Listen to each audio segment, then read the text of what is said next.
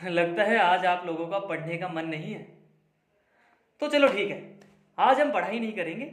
आज हम एक कहानी सुनेंगे। क्या सुनेंगे? कहानी। और ये कहानी मुझे मेरे दादाजी ने सुनाई थी। किसने सुनाई थी बच्चों? मेरे दादाजी ने। तो एक लड़का था। हाँ गोपाल, इधर आओ। बिल्कुल गोपाल की तरह एक लड़का था। तो वो एक दिन एक बाबा जी के पास गया। किसके पास गया? एक बाबा जी के पास। और बाबा जी से जाकर बोला कि बाबा जी मुझे ना कामयाब होना है, तो मुझे कुछ बताओ मैं कामयाब कैसे हूं। तो बाबा जी ने उसे देखा, ऊपर से लेकर नीचे तक देखा और कहा कि तुम कल आना मेरे पास। क्या कहा बाबा जी ने? कि कल आना। तो उसके बाद वो लड़का कल फिर बाबा जी के पास गया। सुबह सुबह जल्दी तैयार होकर उठकर बाबा जी के पास गया। जैसे कि गोपाल सुबह सुबह जल्दी स्कूल आता है ना, वैसे ही। और बाबा जी से जाकर बोला कि बाबा जी मैं आ गया कामयाब होने के लिए। तो बाबा जी ने उसे कहा रुको। और बाबा जी अपनी कुटिया से बाहर आए और बाहर आकर वो दोनों एक रास्ते पर चलते रहे। काफी दूर चलते रहे, दूर दूर दूर चलते रहे। हाँ भाई, लड़का तो थक गया। हाँ? जैसे अपना ये गोपाल थक जाता है थोड़ा सा काम करते ही, क्यों? तो उसके बाद लड़का थक गया। लड़के ने बाबा जी से कहा कि बाबा जी मुझे तो थक महसूस हो रही है, मैं थक गया। तो बाबा जी कहते कि अरे चलो ना, थोड़ी दूर ही है, कामयाब होना ना तुम्हें, चलो चलो मेरे साथ चलो। तो ऐसे करते करते बाबा जी उसे थोड़ी दूर और लेकर चले गए। अब कुछ दूर पर गए तो वहां एक नदी थी। क्या थी बच्चों? एक नदी थी। उस नदी के पास आकर बाबा जी और वो लड़का दोनों रुक गए।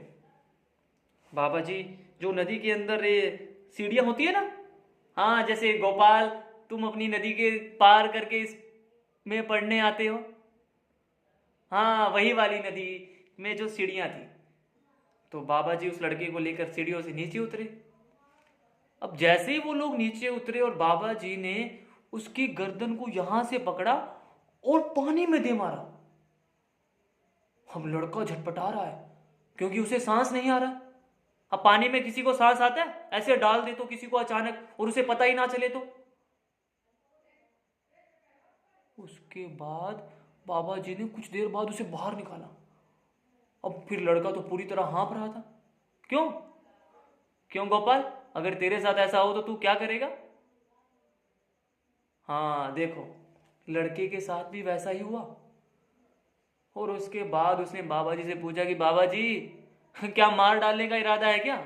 यहाँ कोई है भी नहीं, मैं अकेला हूं। तो बाबा जी ने कहा कि बेटा अगर मारना ही होता तो मैं तुझे वहां अपनी कुटिया में मारता, यहाँ क्यों मारता?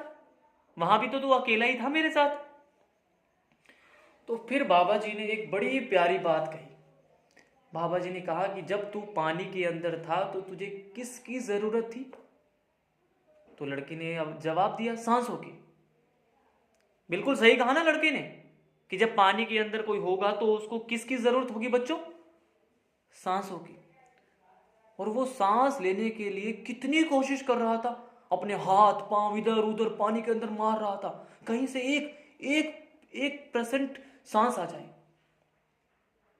तो बाबा जी ने कहा कि अगर कामयाब होना है ना तो इतनी ही कोशिशें करनी पड़ेगी, जब जाकर कामयाबी मिलेगी। समझा गोपाल? हम्म। तो बाबा जी ने उस लड़के को बात सिखाई कि जिंदगी में अगर जिस इंसान ने कामयाबी का मतलब सीख लिया कि कामयाबी कैसे मिलती है, वो इंसान जरूर जिंदगी में कामयाब होता है। क्या होता है बच्चों? कामयाब। तो आज आप इस कहानी से क्या सीखते हैं? या बिल्कुल